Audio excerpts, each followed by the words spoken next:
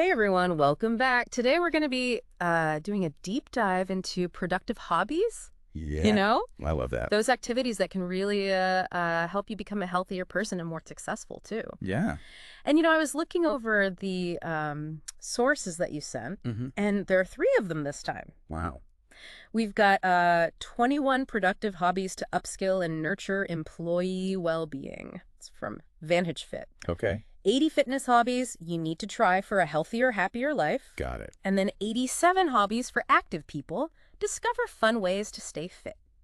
It's going to be a good one. So, we're talking everything here, from rock climbing to learning new languages. And one thing that really stood out to me was that hobbies can actually boost willpower and performance at work. Right. Like there's a Harvard study even that backs this up. Isn't that fascinating? We always think of hobbies as just leisure activities, something separate from our quote unquote productive lives.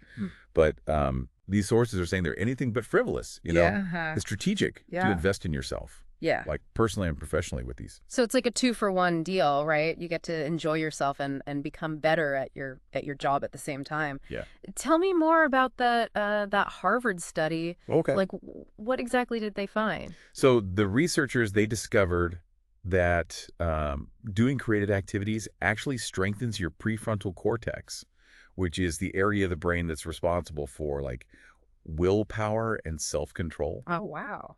It's like, a mental workout. Really? So that pottery class or that songwriting session that you've been thinking about, Yeah. it's not just fun. It's helping you build mental muscles. Oh, that's amazing. Yeah. Okay, so how does this all translate into actual hobbies? I'm looking at this list and it's pretty long. Well, Vantage Fit, they really emphasize the exercising category, but not in the traditional sense. Right. They're talking about using platforms their own to make it feel more like a game. Oh, like those step tracking challenges. Exactly. It taps into the competitive spirit. Yeah. And it makes fitness more engaging. Makes sense. And speaking of engaging, all three sources highlight outdoor adventures. Oh, yeah. We're talking, hiking, kayaking, rock climbing. The whole shebang. The whole 9 yards. But instead of, just listing all of them out, Yeah. let's focus on how these activities offer unique benefits. Okay. Have you ever thought of rock climbing as a way to improve your problem-solving skills? Now that you mention it, yeah, I guess planning your route Right. up the wall does take a lot of strategic thinking. You're constantly assessing the situation and adapting your approach. Sure. So it's not just physical, it's a mental challenge too. Yeah. And another good example is hiking. I mean, you probably think of it as just, getting fresh air, which it is. Yeah. But there's a neurological benefit to it as well. Oh, really? Yeah. Tell me more. So neuroscientist Daniel Levitin says that hiking benefits the part of your brain that's involved in navigating life's complexities. So it's not just about the physical exertion. It's about engaging different parts of your brain. And speaking of unexpected benefits, one source highlighted a hobby that surprised me: professional dog walking. Wait, you can get paid to walk dogs? Apparently. As a profession? Yeah. Wow. In the UK, professional dog walkers can earn over £26,500 a year. That's amazing. It makes you think about all the activities that, Right, we enjoy. that we enjoy doing. Yeah. That could potentially become income streams. I've always loved dogs. Right. Maybe I miss my calling there. Me so. But, even if you're not looking for a career change, I think that statistic really challenges the perception of what a hobby can be. Right. It's not just leisure. It can be entrepreneurial, too. Yeah, absolutely. Yeah. And it ties into that whole side hustle trend we're seeing. Yeah. Where people are finding these creative ways to turn their passions into, income, or at least explore new possibilities. For sure. But let's go back to the individual benefits for a second. Okay. Yeah. Why should you, the listener, care about making time for these hobbies? Yeah, I think that's a crucial question, right? We're all so busy. Yeah. Adding another thing to our to-do list can feel overwhelming. Right. And that's where Vantage Fit's perspective the modern workplace comes in, Okay. They talk about how technology keeps us constantly on, Right. which leads to burnout and decreased creativity. Yeah. So hobbies are like the antidote to this, this always on mentality. Yeah. So it's about stepping away from the screen, engaging in something like completely different to recharge. Precisely. Okay. And when you come back to work, you're more focused. Yeah. More creative, more productive. Makes sense. Vantage Fit even talks about creating like a spiritually, mentally, and physically inspired workspace, which I love. Yeah. It's an environment where employees feel supported in pursuing these well-rounded lives, which ultimately benefits, the organization as a whole. I love that idea of a workplace that values well-rounded individuals. It's not just about, the individual feeling better. Right. It's about creating like a more positive and productive work environment for everyone. Now, I know we've talked a lot about exercise and outdoor activities, Right. but these sources also emphasize creative hobbies, like reading, learning new languages, photography, music and instruments, cooking and baking. They all tap into that creative potential that often gets stifled in our daily routines. So you're saying that like something like language learning, which I've always thought of as more of like a personal enrichment, can actually make me better at my job. Oh, yeah. How does that work? It's all about cognitive flexibility. Okay. Like learning a new language forces your brain to work in new ways, which can, improve your memory, your problem-solving skills, and even your ability to multitask. Oh, wow. All skills that are, very valuable, highly transferable to the workplace. Wow, I never thought of it that way. It's like these hobbies are working on so many different levels, like personal growth, professional development, even like brain power. Yeah, and we're really just scratching the surface here, Yeah. We haven't even talked about like the social benefits, right? The stress reduction, right? The sense of accomplishment. Okay, I'm definitely intrigued. Yeah. There's a lot more to unpack here. Okay. What else did these sources highlight about the why behind these productive hobbies? Yeah. We've been talking about all these amazing benefits of productive hobbies, from boosting brain power to even like opening up entrepreneurial opportunities. Yeah.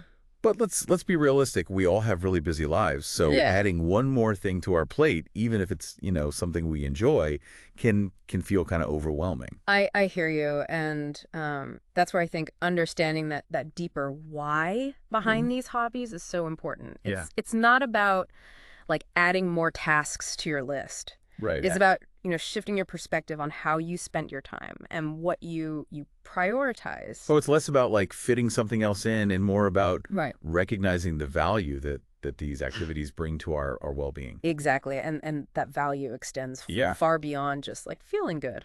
You know? Remember Vantage Fit's point about the modern workplace being always on? They argue that this constant connectivity, it can lead to like burnout, decreased creativity, and ultimately lower productivity. The hobbies are kind of like an antidote to that always on hyper-connected lifestyle. Precisely. Okay. They provide a much-needed break. Yeah. A chance to like disconnect and recharge. Right. So you can, come back to work feeling refreshed and re-energized. That makes sense. But what about, those of us who aren't necessarily looking for like a career boost or a change in their work environment? Yeah. What's in it for them? Well, all three sources, they emphasize that the individual benefits of hobbies are significant. Yeah. No matter your like professional aspirations, for example, 80 fitness hobbies. Yeah. They dive into the endorphin rush that you get from, physical activity. Right. And how that naturally lifts your mood and reduces stress. They also highlight the importance of, mental well-being through things like, meditation and mindfulness exercises. So we're talking about a much more holistic approach to well-being. Exactly. Yeah. Not just physical health. It's about taking care of your whole self, mind, body, spirit. Right. And something else I noticed throughout all three sources was this emphasis on creativity. Oh, absolutely. Yeah. Vantage Fit talks about hobbies driving your creative stimulus. Right. And then 87 Hobbies mentions how creative pursuits like photography or painting or even, DIY projects can help you express yourself and sharpen your mind. It's like we have this whole other part of our brain, that creative side that gets ignored when we're like, Right. stuck in a routine. Or focused on just work tasks. Right.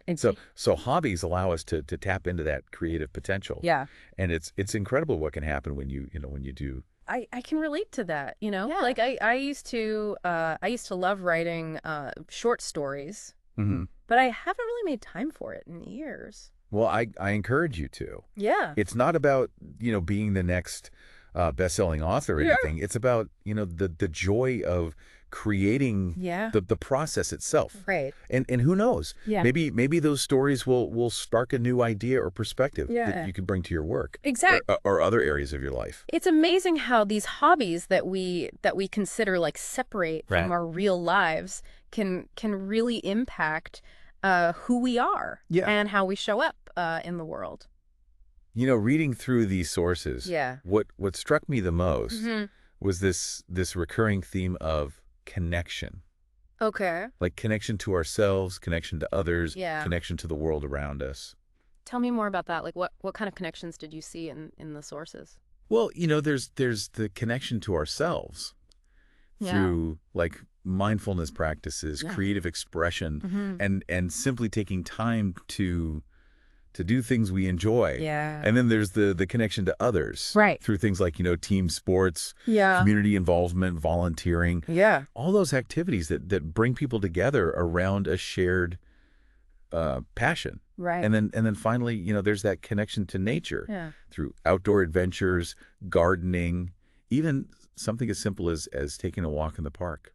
It's really beautiful how these hobbies can kind of bridge those gaps that we often create, between like work and leisure and personal growth and community. It's like they can weave it all together. They can. Into a more meaningful and fulfilling life. And that's what makes this whole conversation so exciting, Yeah. It's not just about, listing hobbies and checking boxes. Yeah. It's about understanding that deeper why behind these activities and how they can really like transform our lives on multiple levels. So if I'm listening to this right now and I'm thinking, okay, I'm convinced I need to find some productive hobbies.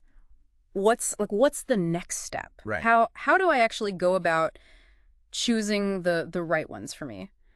We've been talking about how productive hobbies can benefit us personally and professionally. Right. But, with so many options out there, how do we actually choose the right ones, Right. For us, what makes a hobby like truly productive? That's the $1 million question. Yeah.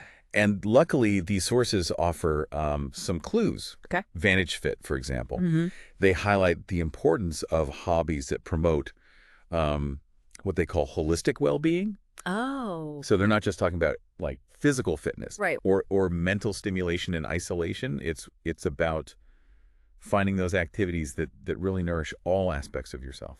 I like that idea of holistic well-being. What does that actually look like in the context of choosing a hobby? Well, Vantage Fit, they mention meditation as a way to promote mindfulness and reduce stress. Okay. But I think it goes beyond just formal meditation practices. It could be like anything that helps you connect with a sense of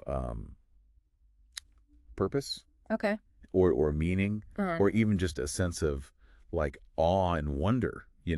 Maybe it's spending time in nature. Okay. Maybe it's volunteering for a cause that you care about, or even like losing yourself in music. That moves you deeply. I love that, like a hobby as a pathway to a sense of purpose. That's really interesting. It is, yeah. And it ties into what 80 Fitness Hobbies says about finding activities that help you, feel fantastic. It's not just about checking off boxes or achieving these external goals. It's about cultivating those internal feelings of joy, contentment, and fulfillment. Exactly. So we're talking about like aligning your hobbies with your values, right? Yeah. With what really matters to you. Absolutely. What other criteria did the sources suggest? Well, 87 hobbies for active people. Okay. They brought up something really important. Okay. Social connection. They talk about how, team sports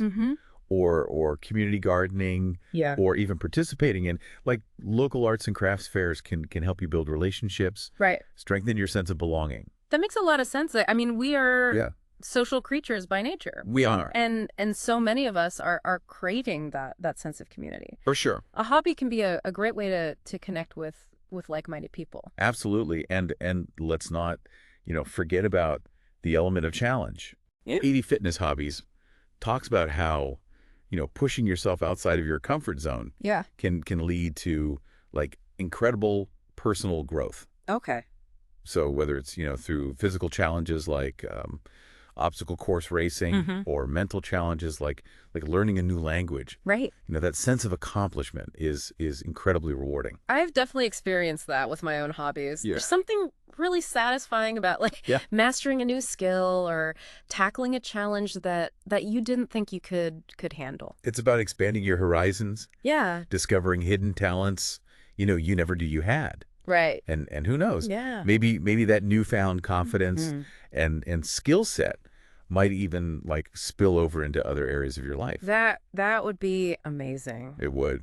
So to recap, we've got holistic well-being, feeling fantastic, social connection, and challenge. Those are some pretty solid criteria for choosing a hobby that'll really enrich your life. They are. And the beauty of it all is that it's not, a one-size-fits-all approach. Right. The most productive hobby is the one that resonates with you. Mm-hmm. Your unique interests, Yeah. your values, your aspirations. That's a great reminder. It is. So as we wrap up this deep dive, what's the one thing that you hope our listener takes away from this conversation? I hope they feel empowered to explore their own passions. Yeah. And discover the incredible benefits that await them. Whether it's, picking up an old hobby, trying something completely new, Right. or simply making time for those activities that bring them joy. Yeah. It's all about, taking that first step. Beautifully said. Thank you. Thanks for joining us on this exploration into the world of productive hobbies. It was my pleasure. We hope you've been inspired to discover the amazing ways that these activities can enrich your life, both personally and professionally. Until next time, happy hobbying.